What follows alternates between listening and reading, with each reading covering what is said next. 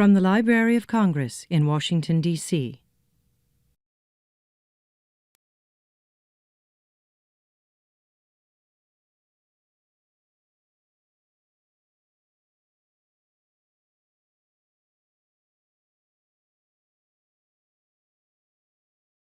Hello, everyone.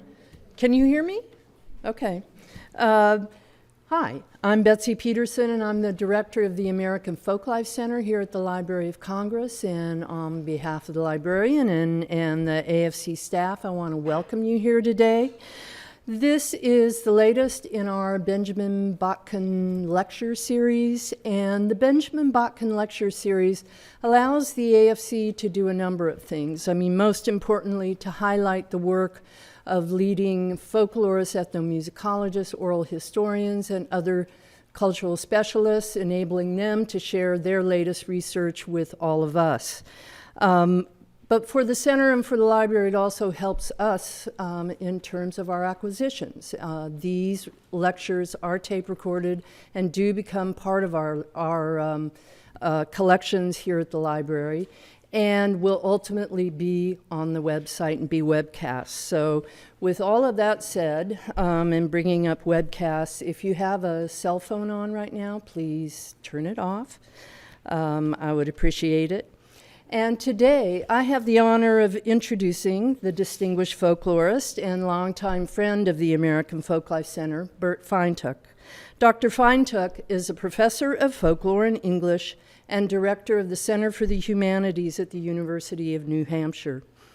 Under his leadership, the center at the University of New Hampshire has built a significant endowment, developed numerous interdisciplinary programs, supported hundreds of faculty research projects, become the home to several notable undergraduate programs, and has developed a study abroad program in Ghana. And that's not all, he does more. As a folklorist, Burt has published on traditional music, cultural conservation, and other numerous topics in traditional and vernacular culture.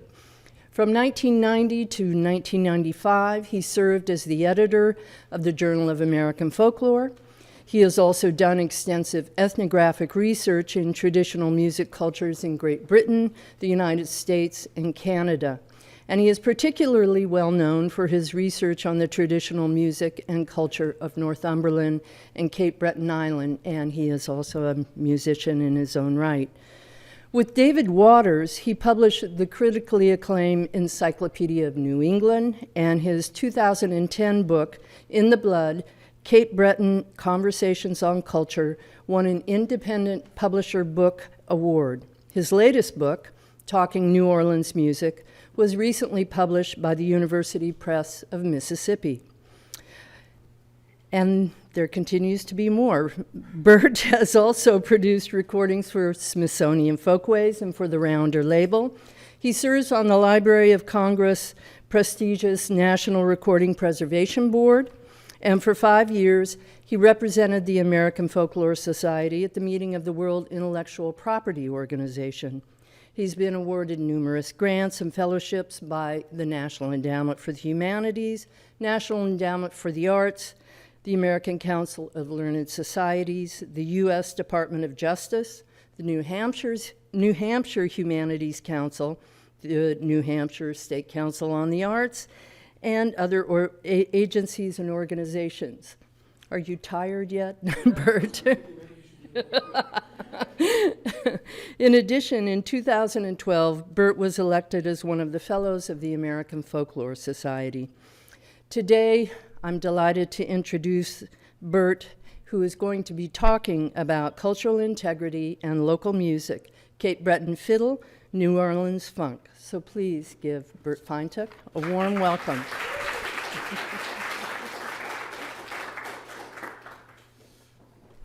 Thank you, Betsy. And it's great to see old friends and colleagues here. It feels like a real honor to have been invited to give a talk at the Library of Congress. I want to thank Nancy Gross in particular for all the work that she put into the logistics of this. And again, it's such a treat to see some of my fairly old friends and colleagues too.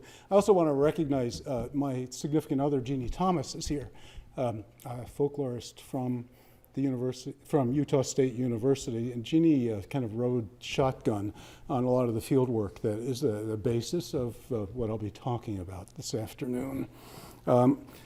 Speaking of field work, let's see, get myself organized here. Speaking of field work, for me, probably the thing I like best about being a folklorist is doing field work. It's something I love to do. Sitting down with a musician who I admire, or to use a New Orleans term, a culture bearer who I admire, with a recording device on the table between us is often sort of, one of the highlights of my life. And I also have come to realize, after being in this field for a very long time, that academic ideas come and go, but the materials that we create doing fieldwork become part of an enduring record, and that seems to me to be, if I think about any significance to what I've been doing over the years, that seems to be what is most significant at all. I've done fieldwork all over the place, it feels like, for decades now, in the United Kingdom, in the United States, in various locations on sort of both ends of Canada and British Columbia, and in the Canadian Maritimes too.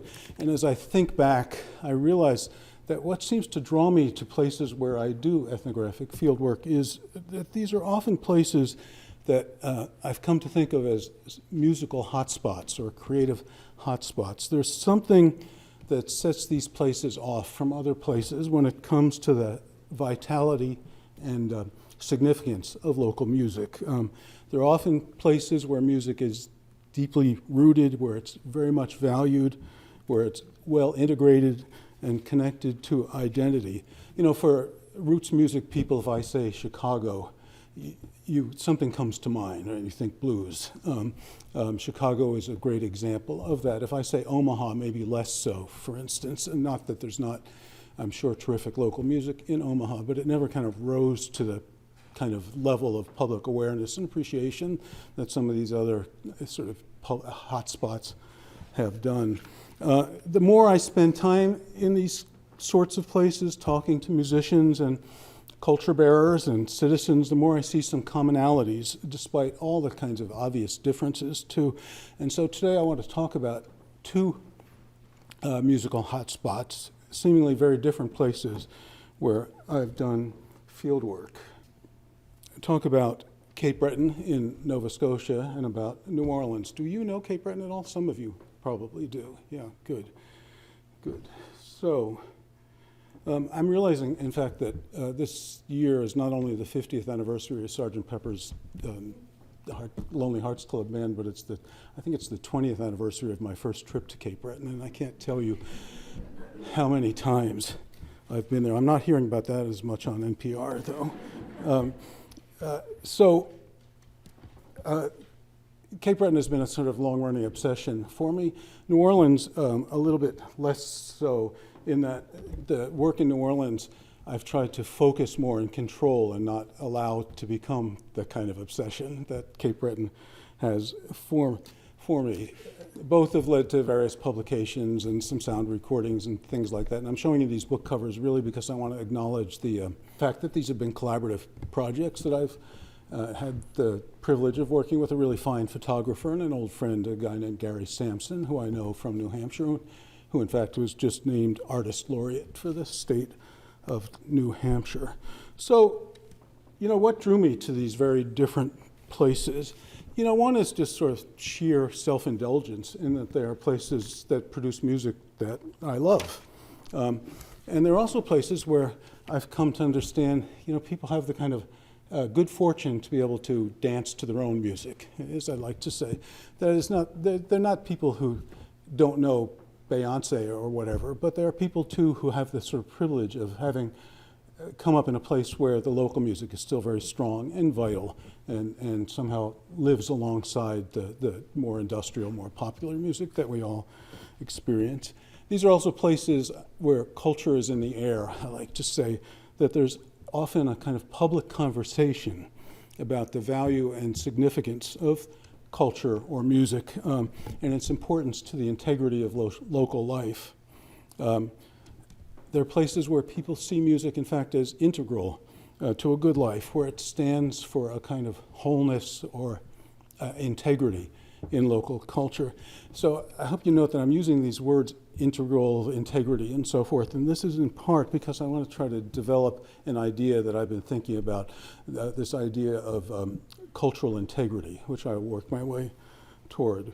But first, let me talk to you about Cape Breton. Cape Breton is an island that is part of the Canadian province of Nova Scotia. I feel very accomplished in PowerPoint, and then I managed to get that arrow on this screen, by the way. That was a first for me. So it's an island, it's about 4,000 square miles. That makes it like almost three times the size of Rhode Island.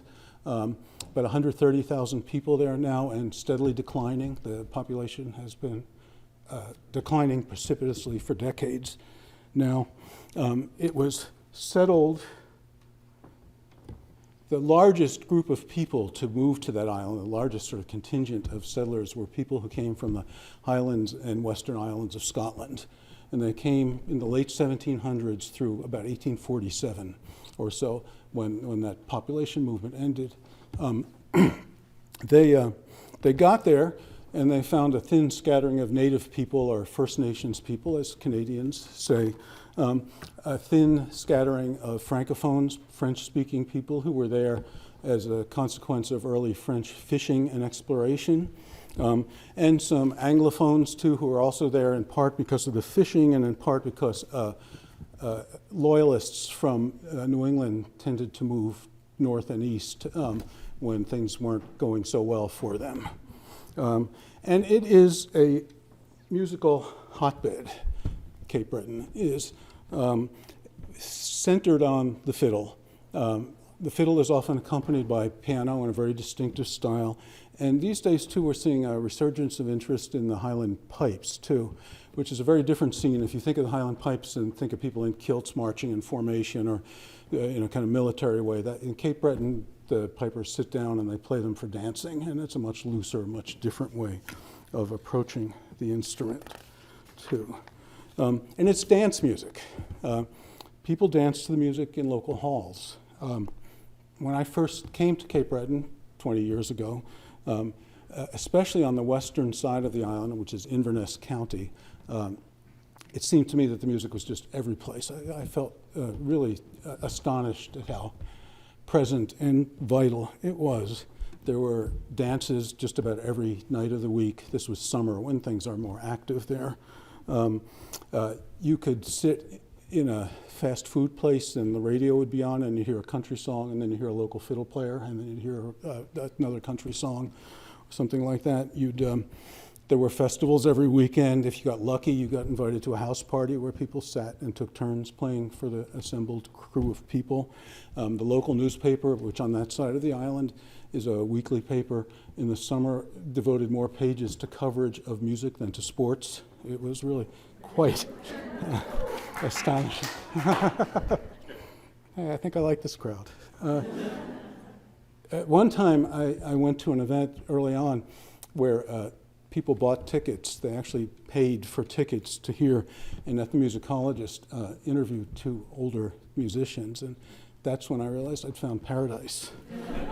I want to show you a kind of blurry video from one of those community dances. We're going to try to link to YouTube. I'll tell you that this is in the community of Brook Village, and this is a kind of typical venue for a dance. There are two kinds of community dances in Cape Breton, and that has to do with the liquor laws. In Nova Scotia, you have to be 19 to be able to drink. The dances where they sell beer or other alcohol rather than just share it in the parking lot are called adult dances. And then there are also family dances where no alcohol is sold. This is an adult dance, but I think you'll notice that even in this case, it's sort of a multi-generational sort of experience as well. In fact, you're just going to see the dancing. You're not going to see the musician. I had a hard time finding a good clip, but what I should tell you about the musician is the fiddle player is named Rodney McDonald, who is a step dancer and a fiddle player and member of a musical dynasty, a family. His first recording, which he did with a cousin, They did a family tree and found 44 other musicians in on their family tree. At 34, Rodney was elected premier of the province of Nova Scotia, which is equivalent to governor. So they had a fiddle player and step dancer as governor. This is post his time in Halifax. He came home and plays music and works in culture. So assuming this link will work, we'll just we'll look briefly at a dance.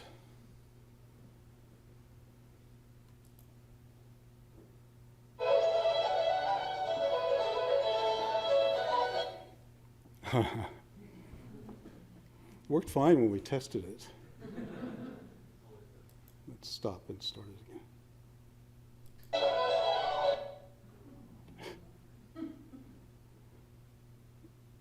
One more.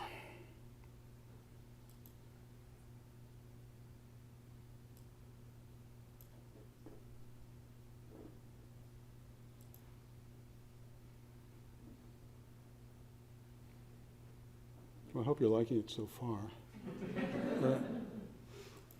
John, do you have any thoughts? Yeah, that's just the internet connection. Just let it. Why don't I talk?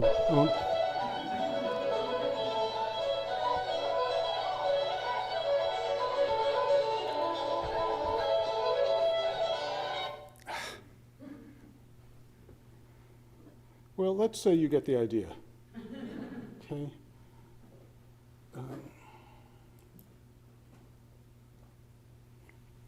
The Cape Bretoners like to tell a story about their music. They like to say that because of that history of Scottish immigration, thousands of Scots, many of them Gaelic speakers, many of them Catholics, coming to Cape Breton, and then in the story, the island having been relatively isolated for a very long time, the story is that the music there, that the island became a kind of archive or museum of older Scottish repertoire and performance practice. Even today you get this thing where people in Scotland invite Cape Breton fiddlers to come to Scotland to teach them to play Scottish music. It's really, the story is at best, partially true because, it's a living, breathing music and it has changed and grown and expanded and adapted and so forth to stay vital. I don't think it sounds today like it would have sounded in 1780 when people arrived at all. But it still is striking in its connection to that old Scottish music and the genres of tunes that are played and in the style and so forth. And it's also striking to me that this is a place where local music is locked into community life and community memory too. So it really is a kind of paradise for someone of my interests. It's a place where people come together around music. It's a place where music is part of the glue that holds people together in community, connects them to each other, as well as to a sense of the past that's still very present there too. Now, it's not an easy place. The economy has been lousy for decades. It was once actually an industrial powerhouse thanks to coal fields and iron mills, but that's long gone. And the economy has really been bad for decades. High unemployment, significant outmigration. Especially a generation ago, there tended to be a lot of really big families there because of the Catholic culture. And I've met any number of people said, I was one of 11 kids and I'm the lucky one who got to stay home. Everybody else is in Alberta. They used to come to Boston, but things changed and now they tend to go to Western Canada too. But the interesting thing is, survey after survey there shows that people who stay talk about how satisfied they are with life, that there's a kind of unusually high degree of satisfaction with life in this place where things are not so easy. So, I have done some thinking about how to think about this and what to call it. And I want to talk a little bit about that too. I kept thinking there about how integral the music is to life. and to a sort of understanding of identity and of cultural distinctiveness, and have started to myself, and now a little bit more in public, using the term cultural integrity. Another way to say this is, I eventually came to the idea, I'm getting a little out of sequence here, let's go there. Eventually came to the idea that all of this, that is the music, its historical and cultural context, the role it plays in communities, and what I lately hear is a kind of anxiety about culture too, that is a fear that the music is going away, that it's in decline, that all of it can be embraced by this idea of cultural integrity. I like the sound of that. You know, I like the sound of saying cultural integrity, and for a while I thought maybe I'd made it up, but it's not so. I mean, you know, Google tells me that I'm not the first, but it also shows that nobody has really kind of written about that term and thought about it very much, but it's used sometimes to imply that to be secure in one's culture and in one's community is a good thing. My friend, the ethnomusicologist Jeff Tighton, pointed out to me when we were talking about this that some environmental scholars use the term integrity, and I want to look at something here with you. This is from a retired environmentalist from the University of Toronto, and I'm Henry Rogier, who's written about what he calls ecological integrity. I guess I should read it. He says, a living system exhibits integrity if, when subject to disturbance, it sustains an organizing, self-correcting capability to recover toward an end state that's normal and good for that system. And that really got me thinking. Culture is, of course, a living system in which components interact with each other. And it seems to me that one way of thinking about this is, thanks to Rogier, is that cultural integrity involves a kind of resilience and an ability to sustain what local people think of as normal and good. So I think when I use this term cultural integrity, I'm talking about the desire to maintain what a community values, the local desire to maintain what a community values. I think it's about the sort of wholeness and interconnectedness of life in places like this, and I don't think every place is like this. And also about what I think of as a sort of ethic of community life, the idea, the local idea that there's something very good, that life is good in our relationships to each other in this community. Yet another way to think about it is, when I say cultural integrity, I'm talking about continuity and cohesion and resilience. So I want to talk about how these play out in Cape Breton, and then I'll move to talk about New Orleans as well.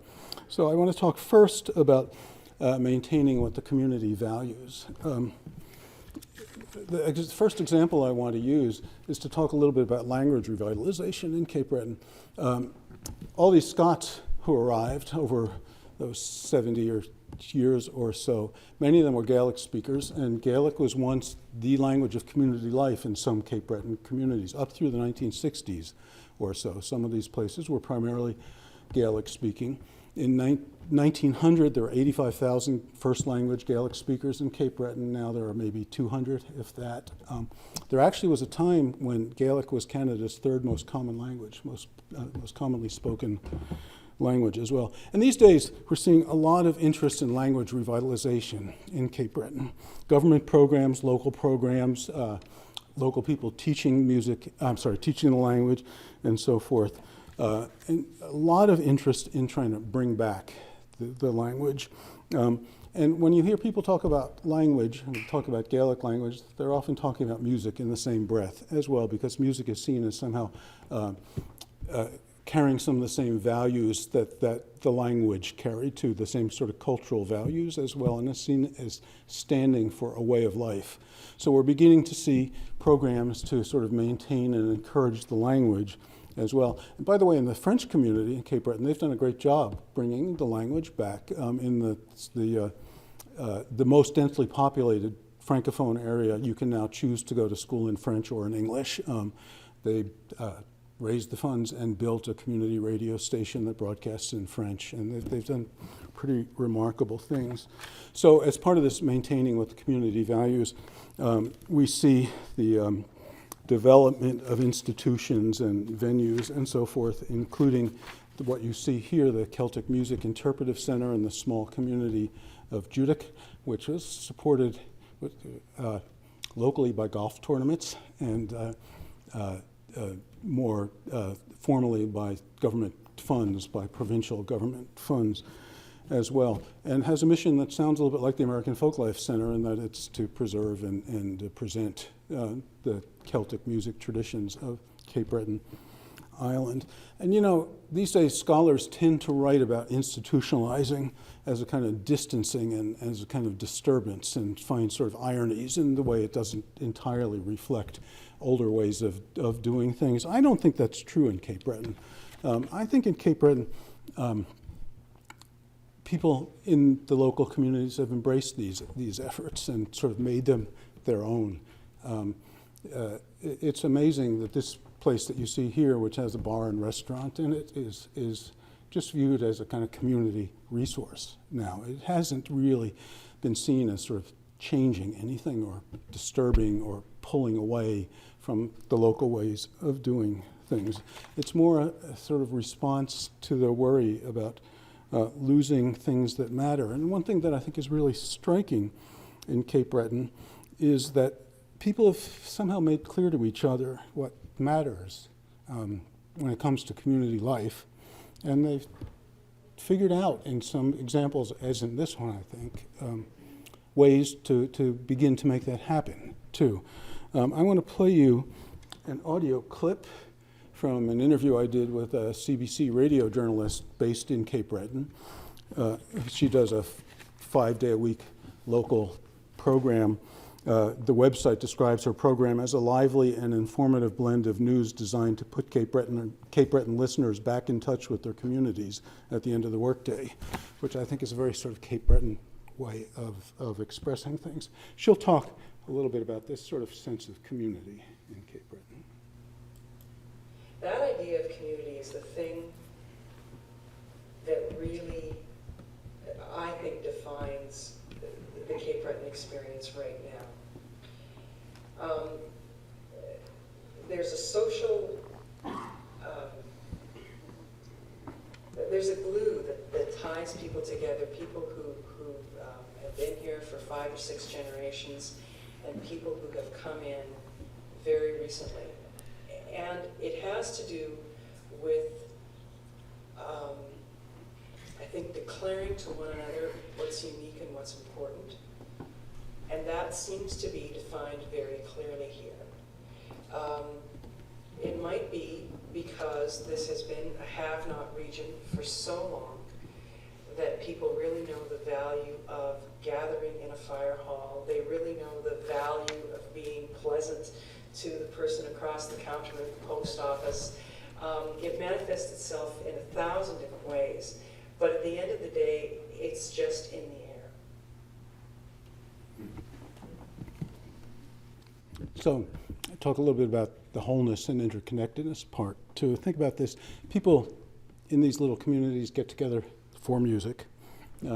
At the very least, they're entertained by it. Sometimes they're transported by it. But they're also building connection when they're doing this. And there's a kind of a complex reciprocity involved. And I'm thinking now about another community dance, this one in a little town called West Mabu, which locally is viewed as kind of the heart of Gaelic-speaking Cape Breton, of Gaelic culture in Cape Breton.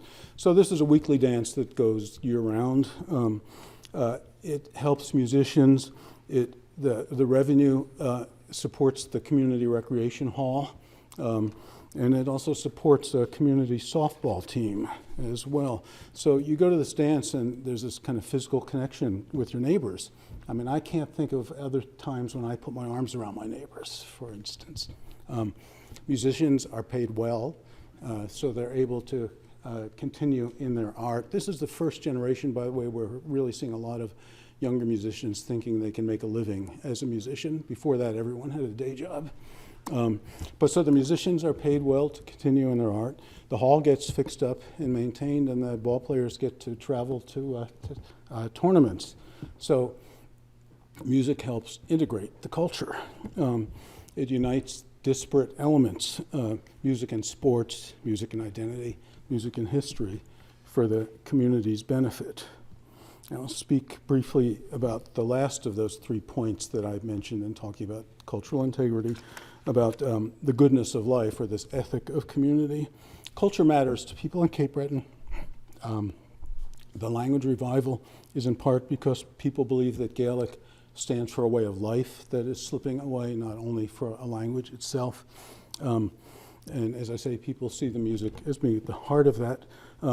One way to compliment a fiddle player is to say she has a lot of Gaelic in her playing, because this local story is Gaelic has a kind of guttural sound, and the style of playing the fiddle there likes a lot of kind of roughness in the music as well. And what we're seeing now is the creation of organizations to transmit culture to younger people, often trying to involve their families as well, and often trying to talk about not only how to play music, but sort of what it means culturally, what it means for life. And I'll play you, with luck, a bit of a video clip about one of those organizations.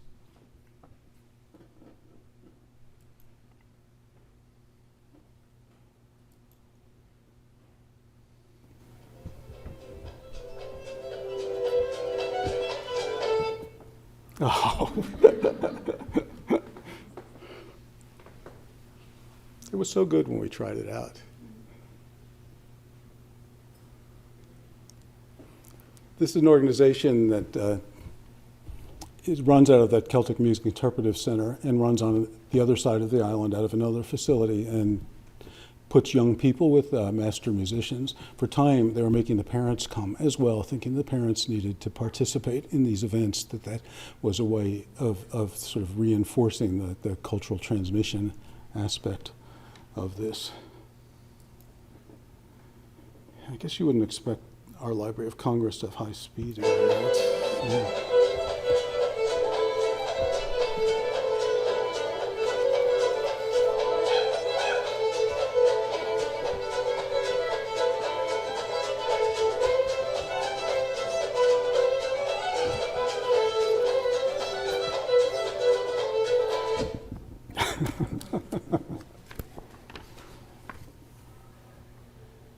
Well, I hope you get the idea. So, Cape Breton is a place that faces serious challenges, economic and cultural, and I'd like to suggest that it's the cultural integrity of community life there that's the foundation of the idea that life is somehow better there, which many people will tell you, and point out that music is at the heart of the good life in some of those communities if you talk to local people. And finally, tell you that I can't tell you how many tourists I've met who come there because the scenery is spectacular. It's a place that keeps being named by travel magazines as one of the most beautiful places in the world. But so people come for scenery, happen on a dance, and leave talking much more about culture than about scenery as well. So the really weird thing, though, is that the more time I spend in New Orleans, the more I think about Cape Breton. And my friend Andy Wallace is nodding his head, so I can't be too crazy, I guess. But and thinking about that clip you heard from the radio announcer, I want to play you a clip to get us started thinking about New Orleans, a clip from an interview with Charmaine Neville. Charmaine, member of one of the musical dynasties in New Orleans. Some of you will know the Neville Brothers as one of the major bands that kind of broke out of New Orleans, and she is the daughter of Charles Neville, the saxophone player with the Neville Brothers, and she is a very highly regarded jazz singer in New Orleans who also kind of describes herself as, says, I don't like the label jazz singer, I'm an eclectic singer. But here she is talking a little bit about New Orleans, and you tell me if you hear any, whoops. any parallels to Wendy Bergfeld? Well, that's how you grew up. You knew everybody because it wasn't just, you know, I have to tell people all the time, New Orleans is the biggest little neighborhood in the world. And everybody knew everybody. You knew everybody's mama, their nan, their dogs, their cats, you know, their paran, you knew everybody. So, and if you did anything, everybody knew what you did. And people would, the bus driver would whip you, the mailman would whip you, the policeman would whip you, the winos would whip you, you know, and then you got home and you got another whipping. So, you know, and you knew that you had to speak to everybody. Like, I remember one time I walked past Miss Hattie Mae's house and I didn't say good evening or good afternoon or whatever. By the time I got home, everybody in the neighborhood knew that I hadn't spoken to her. And I had to go, I got a whipping. I had to go back to her house and say, good evening, Miss Hattie Mae, how you doing? You know, so that's how we were raised, you know. Everybody looked out for everybody else. You know, you knew if somebody was having problems or, you know, so it was always like that. That's just, you know, I mean, things are different now with the, So, you know, New Orleans is a place that's famous for its music. Talking about musical hotspots in the United States, it's hard to think of a place more famous for its music. It's famous, everyone knows, for its role historically in the development of jazz. It's also a very significant player in the development of rhythm and blues, in rock and roll, in funk, and it just keeps kind of churning out music. You know, the contemporary brass band scene there is remarkable. Contemporary forms of hip-hop, distinctively New Orleans forms of hip-hop, where you can hear echoes of brass bands, for instance. Quite amazing. People call it the Big Easy, but it's not an easy place, really. It's a place that it has deep problems with poverty, with an infrastructure that doesn't work very well, with still in recovery from when the levees broke, some parts more than others in recovery, high crime, and more big issues having to do with gentrification, too. I originally thought, what could be more different from Cape Breton than this large black majority city? And I was remembering, you know, one of my Cape Breton interviewees who's about my age telling me that she had not seen a person of color in her life till she was 17. I mean, these seem like quite different kinds of places. But the more I go to New Orleans, the more I start hearing parallels. I start hearing people talk about how much they value community. I hear about how much culture is valued. I hear about valuing heritage. I hear an anxiety about maintaining those things. And more, if you go and pay attention, you realize that there's a public conversation kind of raging about maintaining that music and that culture. What I want to do now is actually read to you some interview clips from interviews I've done with people. They are short interview clips, and I want to start with someone who I bet has spoken in this room or performed next door in the Coolidge with Dr. Michael White. Michael is a leading traditional jazz player, clarinetist, and a researcher in New Orleans music, has a PhD in Spanish, but actually holds an endowed chair in black music and black culture at one of the universities in New Orleans. And he said to me, if you look at New Orleans culture, it's branches of the same tree. We're doing the same things for the same reasons. It's just that they come out in different ways, which is beautiful. I mean, it's hard to believe that an urban area in America, even today, can have unique traditions like we have. Social parades, jazz funerals, brass bands, Mardi Gras Indians still have meaning and vitality in the community, although that meaning may have changed and outside influences have altered the course or direction of some of them somewhat, but they still are very important parts of New Orleans culture today. It's incredible.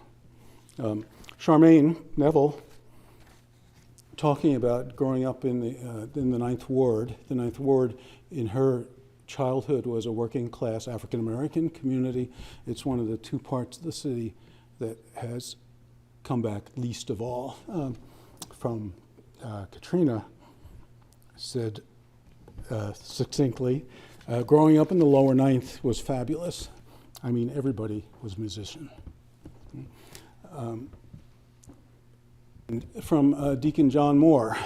Deacon John, interesting character. Andy will know him. I don't know if anyone else does. Deacon started as a session guitar player, playing on some classic rock and roll and R&B releases from New Orleans, produced by Alan Toussaint in Cosmo Matas's studio. He played on Aaron Neville's Tell It Like It Is, and Lee Dorsey's Working in a Coal Mine, and Ernie Cado's Mother-in-Law. So you may know some of those songs as well. And since then, he's made a career playing with a big band, including 3 backup singers, playing private functions. The hunger for music there is such that he's been able to do that. And you always meet people there who say, oh yeah, he played for my graduation or my debutante ball or the Mardi Gras crew or whatever. He very rarely plays in public, but he's made a fairly good living doing that. Sometimes he goes out in disguise because people stop him so much to say, oh, you played my daughter's wedding and at my next daughter, it's time, you know, that sort of thing as well. He wears these sort of old gas station attendant shirts with different names on the and he's also president of the musicians union there as well. And he said, being from New Orleans, you're exposed to the culture. You come up in the culture with the second line parades, the Mardi Gras, all that. You're exposed to that ever since you were a little kid. Your parents bring you to Mardi Gras in your costume, and you see the Mardi Gras Indians, the brass bands, the jazz funerals, and it becomes part of you. Let's hear some music from Deacon John, since we haven't heard anything from New Orleans. This is from a concert that was a kind of celebration of him. So it's with an even bigger sort of all-star band, and it's with a big house, and he's singing a kind of anthemic New Orleans song with Tricia Boutte, also known as Titi Boutte. We'll, with luck, hear a little bit of this, and you'll, at least if you're of a certain age, you'll know this song, I think.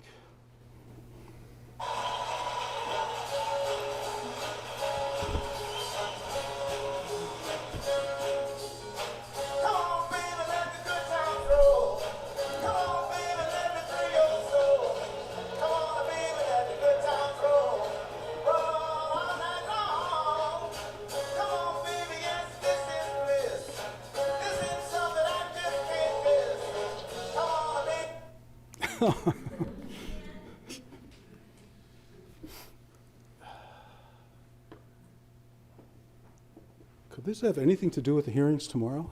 Do you think, are we being blocked? Try once. My partner Jeannie, I think, calls this spinning thing the beach ball of death. Let's try one more.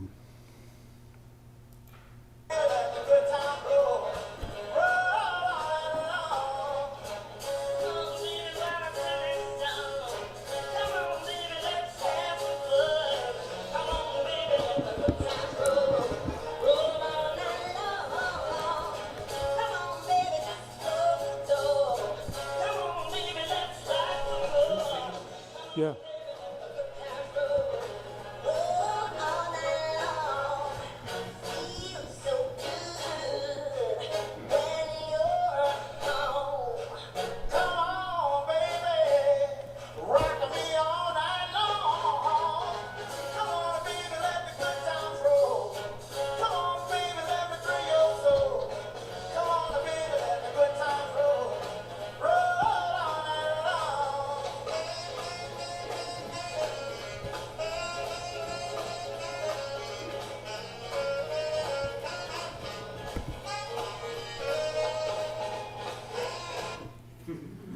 I think that's a message that it's time to keep going.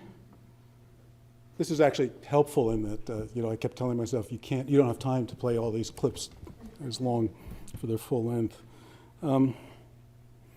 So, on the other hand, it'd be nice if we could get out of this.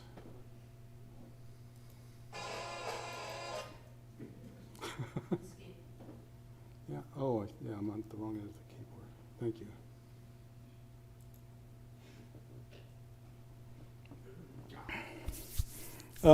Actually, why don't I just play another little clip since we seem to be having some luck. I don't know if you know the Mardi Gras Indian tradition at all. Mardi Gras Indians, dating to the late 19th century in New Orleans, mostly working class African American men who spend a year sewing costumes that are inspired by Plains Indian garb and parade a few times a year wearing that costume, and then next year they start another costume. Increasingly now we're seeing women and children as part of this too.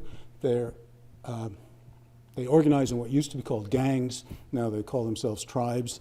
And they have names like the Yellow Pocahontas or the Wild Chapatulas and these sort of great fanciful names that are in some way evocative, anyway, of Native American culture. And they say they're doing it in tribute or in appreciation for the role that Native American communities played for people in slavery. There are all sorts of attempts to try to figure this out, where it really comes from, and so forth. Inspired in part, it looks like, by the Buffalo Bill Cody Wild West show, which wintered in New Orleans in the 1880s, for instance. But they have developed this distinctive body of music. They parade. They have tribal ranks. There's a spy boy who marches ahead looking for the other tribes because they used to have violent confrontations. Now, when they have confrontations, they argue about who's the prettiest, talking about their elaborate suits. And this is not a very great YouTube clip of something very recent from some Mardi Gras Indians out on the streets. I think it's worth seeing, though, because so much of New Orleans music has to do with the streets.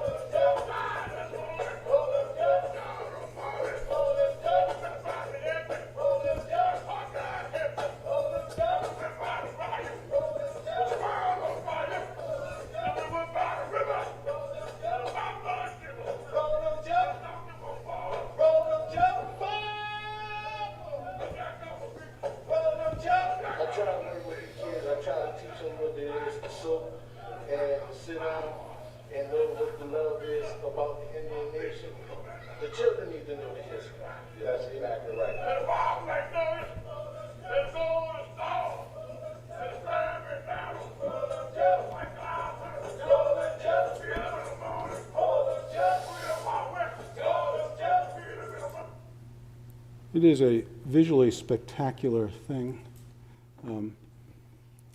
I had someone from one of the social aid and pleasure clubs, the black benevolent organizations that have been so much part of New Orleans for a long time, said to me, committing to be a Mardi Gras Indian, which means you sew a new costume every year, and these are elaborately beaded, tiny beads and so forth, all done by hand. He said it's a form of self-incarceration.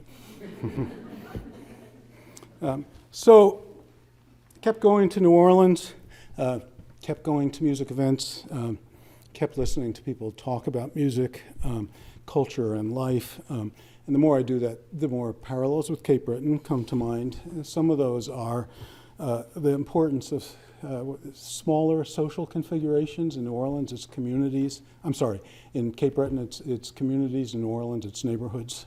The importance of these things in supporting and sustaining the kind of cultural creativity and continuity that seem necessary to cultural integrity. And I point out, too, that New Orleans neighborhoods, especially the musical ones, are sort of like the Cape Breton communities in that they are comprised of people left out of economic opportunity. Both places, music is very much in the public realm. In Cape Breton, it's halls. In New Orleans, it really is the street. The best theater in America, I think, is going to a second line parade or a jazz funeral or a Mardi Gras Indian Super Sunday, which is when they parade for the broader community. It's also striking to me that almost everybody talks about music and family in both of these places as well. As Betsy mentioned, the Cape Breton book that we called In the Blood. But I hear people in New Orleans saying music is in the blood as well. And they're both places that are characterized by these family dynasties. In Cape Breton, it's Beatons and McMasters, and in New Orleans, it's Neville's and Lasty's and many, many others as well. Also, in New Orleans, the music is very much part of the public realm, just as it is in Cape Breton. It's in some ways at the center of public life in some of these communities too. And also, as I mentioned, there's this ongoing kind of public conversation about, especially about threats to those neighborhoods' integrity, often meaning gentrification. Formerly, it was urban renewal, although they've tended to back down from that, and other sorts of disruptive forces. So, as in Cape Breton, New Orleans is a place where there's a lot of kind of cultural anxiety, too, I think. And as in Cape Breton, there's this development of a kind of institutionalized infrastructure to teach and sustain and present the music, that is, to maintain cultural integrity. I'm thinking in New Orleans of, the Tipitinas Foundation and the Ellis Marsalis Center for Music, which some of these were built after Hurricane Katrina. Some predate them. The Marsalis Center, which is an after-school center for children, they come, mostly middle school and I think high school kids come. They have tutors who insist that they do their homework and then they get music lessons. I asked the director there, what's the instrument that most of these young kids want to play in New Orleans? Thinking if you asked that where I live, what would it be? Maybe guitar, maybe flute or whatever. Trumpet in New Orleans. There's a New Orleans Social Aid and Pleasure Club Alliance, for instance. And these are all about protecting or restoring what's normal and good. And as I said, it's important to realize that some of these are the results of the levees breaking in 2005, but some of them predate this. These are long-running concerns, long-running issues. I looked at a 2010 study about civic engagement in the recovery from the hurricane. And they looked at various kinds of social groups in New Orleans and rated them in terms of civic engagement. And some of those constituencies were high-income groups, high education groups, whites, church members. The groups that scored highest on civic engagement were the Social Aid and Pleasure Club members. These, as I said, are benevolent societies that were established early in New Orleans to provide benefits that weren't available in African American communities, burial benefits and so forth, but also have played a key role in kind of cultural preservation as well. They sponsor the parades that pay the brass bands to keep going and things of that sort. So in a sense, I see these organizations as having been formed originally to create and help sustain cultural integrity, and it's not surprising that they stepped up right away after the 2005 storm. I talked about heated conversations. I want to mention that they're fighting all the time in New Orleans about whether there's music should be regulated on the streets. The Mardi Gras Indians have resisted parade permits historically. The city says, no, you need parade permits. They're fighting about that. And culture is the rationale there. It's not expense or whatever. Noise ordinances have become a big issue. This is especially in gentrifying neighborhoods where you have the kind of familiar irony of people moving into an area from outside saying they love the culture and then not wanting it up close very much at all. So to use the terminology I'm trying to develop, so when what's normal and good in some New Orleans neighborhoods is under fire, typically because of socioeconomic factors, the pushback is that these new rules and regulations will damage cultural integrity. So I don't mean to imply that cultural integrity is measurable or finite or objective, but in my field, I don't know what is. So that doesn't really disturb me. We know that from sustainability studies that change is part of natural systems. We also know that environmentalists believe that there are states of being in the natural world that are more successful, which is to say more integrated than other more disrupted states.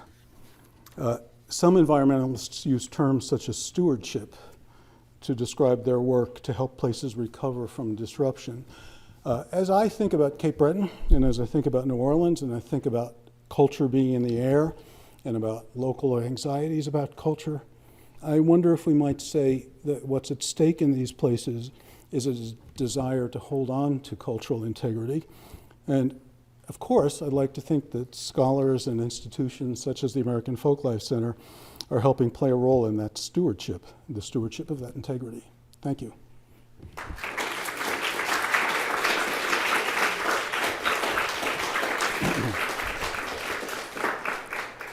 What do you think, Nancy? Should we take a few questions? Do we have time? Are there questions? Yes? I have two, one for each venue. Uh-huh. I wonder how you made Britain sound really great. I was there 45 years ago. I'm sure it's probably changed a lot since then. But are the local communities welcoming of people that come in from the outside who are interested in being involved in their cultural integrity? And then as far as New Orleans is concerned, did I understand you correctly in saying that the Ninth Ward didn't come back as well? And if so, Right. why? If they were part of that potential sustainability that Uh-huh. you're talking about? Yeah, those are two good questions. Are Cape Breton communities welcoming outsiders? I would say often yes. I mean, I think people go and are often struck by how much people approach them and are curious, say where you're from and so forth. I mean, there's been a great deal of tourism development there that predates the interest in music, in fact, and a great deal of intentional work to kind of create the idea that it's a Celtic place or a Scottish place. And, you know, Nova Scotia itself has seen a huge amount of tourist development with special routes plotted that are thematic and so forth. I have found Cape Bretoners are often very friendly, but maybe a little slow to say invite you to their house. So friendly in public spaces, in the kind of public arena, and often curious about you, and often very welcoming. I have felt in doing field work that when I finally get invited into someone's kitchen to drink tea, that I know I've kind of made it. And that feels like more of a privilege than some other people I know who go just to kind of enjoy the music have had. New Orleans, the lower Ninth Ward, you know, I don't have an answer for this. People in the lower Ninth is where the Industrial Canal levee broke, and it's where some of the most devastating flooding happened. I mean, 18 feet of water and stuff. And you could go and you'd see the only thing left of a house was the concrete front steps that went up to a few steps to the porch. A lot of those houses were built on concrete blocks, you know, were barely anchored to the earth. People there will tell you that it's not so much in the city's economic interest because there's not that much industry or business there, and that poor people get the short end of the deal. And that's what you hear often. I'm sure there are, if you go to City Hall, there are other kinds of explanations, but actually I don't know them and can't tell you this. But both the Lower Ninth and New Orleans East, which was also a working class, although in some ways more middle class black neighborhood, are the two places that have been slowest to come back and gotten less in the way of outside funding and so forth to bring them back. There's still swaths of the Lower Ninth where all the physical buildings are gone, for instance. Yes, in the back, and then Andy, you, please. Yeah. I'm not sure if I have a question or an observation, but when you showed the clips of the tribes, The Mardi Gras Indians. I saw a heavy African influence in that too, in the call and response. So I was just curious if you're Sure. how they adapted one culture and combined it. Well, you know, it is African American culture, and much of African American music includes that call and response, no matter what the genre is. It's also, I think, you can understand the Mardi Gras Indians too as part of this really spectacular tradition of masking and parading that runs through a lot of the Black Caribbean and in other places as well. If you go to, I live near Boston, there's a Caribbean parade every year. People are wearing huge feathered costumes and so forth. Here, because of historical circumstances, here in New Orleans, they connect it to Indians and talk about Indian culture. But you can also see it as part of a long kind of continuity that has to do with parading, masking, elaborate costuming, and so forth. Andy? One comment.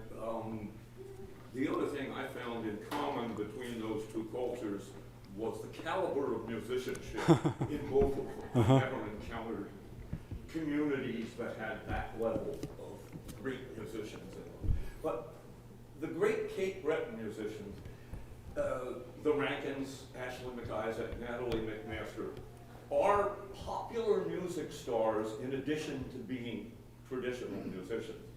And I wonder if you could comment on, but they've integrated the trappings of a lot of popular culture into their acts. And yet, that's perfectly accepted up there. And I wonder if you could, that whole phenomenon is kind of unique. Do you know Natalie McMaster's music? Some of you will, of course, yeah. There was a time when Natalie was Canada's busiest performing artist. When I first went to Cape Breton, Natalie McMaster, who then may not even have been out of her teens, and Ashley McIsaac were just huge sensations. Ashley, both came out of family traditions of music. Both are remarkably good players.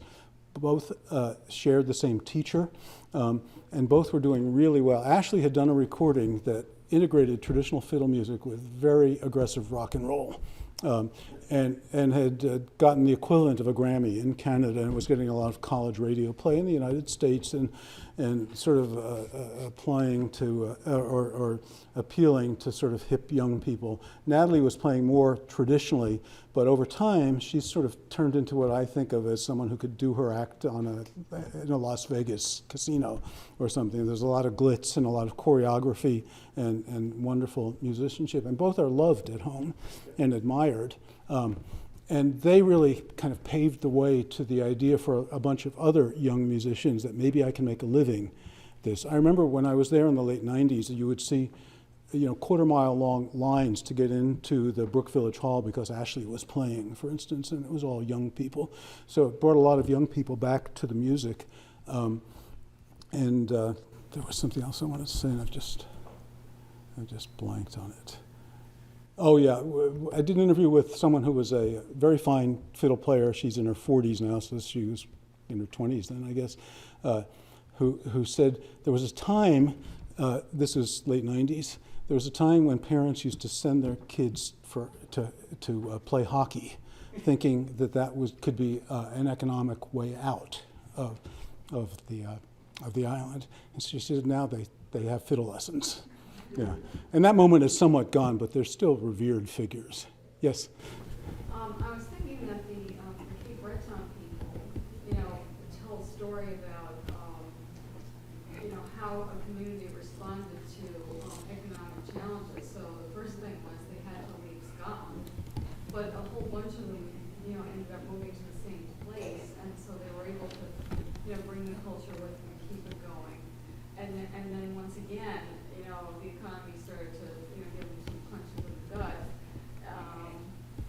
In New Orleans, it was a disaster that especially affected communities where there had been a tremendous stability in terms of the people who lived in the neighborhoods, and they had very high home ownership rates, even if their homes weren't. Mm-hmm. So you're talking about Katrina. Yeah. Yes. But what happened then was that a lot of those people were scattered around. People went to Atlanta, they went to Houston, they went to Denver, wherever. And I think in those circumstances, it's especially hard to maintain cultural identity. So I think these institutions that, have been reinforced or spring up, say, in New Orleans, those need to be kind of spread around if the people want to try and keep connecting back and then, bring it forward to where they're probably going to be living the rest of their lives and probably their children as well. Mm-hmm. And I was just thinking about my own father, who grew up in an Irish-American dock workers neighborhood.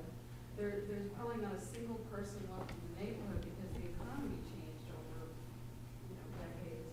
But there are certain institutions that you can connect to if you want to go back to some of the music, go back to some of the traditions, and keep some cultural integrity. Mm-hmm. Oh, I agree. I don't really know what to say beyond that. You know, there's been a fair amount of work, especially around Houston, by some folklorists kind of documenting the stories of people who were displaced by the storm and had to create new lives in other places. You often hear when people are interviewed in, you know, Salt Lake City or Houston or wherever they ended up, that they missed the food and they missed the music, that those are just so emblematic of life in that community. Yeah. Thank you very much. Thank you. Thank you. This has been a presentation of the Library of Congress. Visit us at loc.gov.